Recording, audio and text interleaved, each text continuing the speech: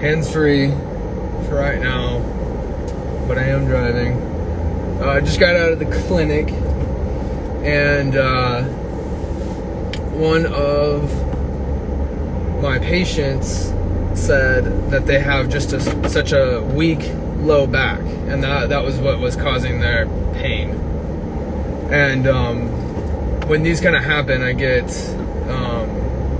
of start thinking, like, in my own head, I never actually like directly address it with the patient, but it most likely isn't. I kind of stray away from that, or be like, well, we got some other things going on.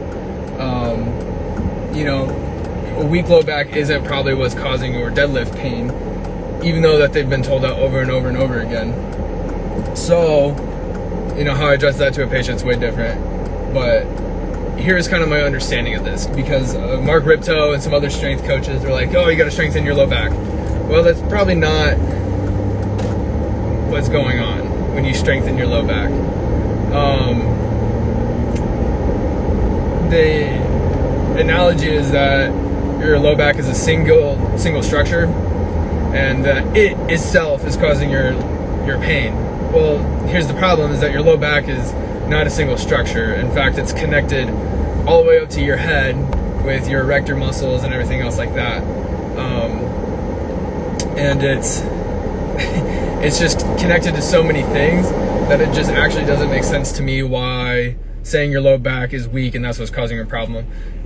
Most of the musculature in your low back is connected to, like, your sacrum, all your vertebrae, almost up to the occiput, so even like up to the head, a lot of your hips, everything else in between. Like, saying that your low back is weak is like saying that your whole trunk, the whole posterior part of your trunk, and the whole posterior part of your hip musculature and your hamstrings and everything else is weak, which is rarely the case. Now, there are cases where somebody's just generally weak and deconditioned, and then they have this low back pain situation.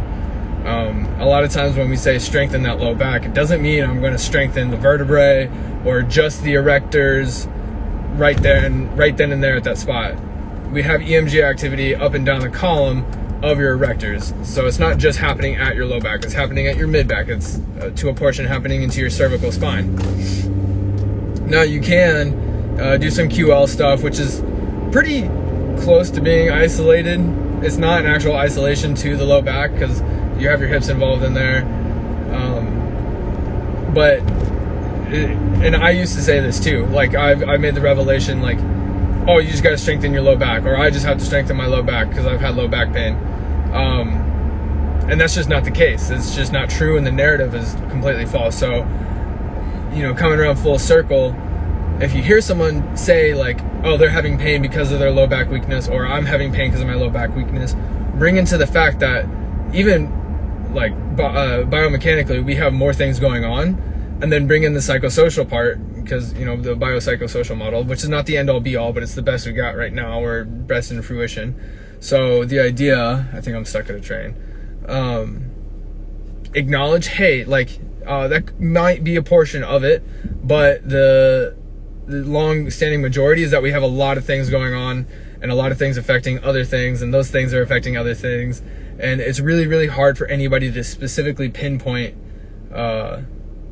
pain and what the problem is. So just because somebody is having low back pain, or you hear somebody say it's because they're weak or anything of the above, most likely isn't, and it might be a good time to drop some education. Here we go, sorry it paused, but it might be a good time to drop some education as to why.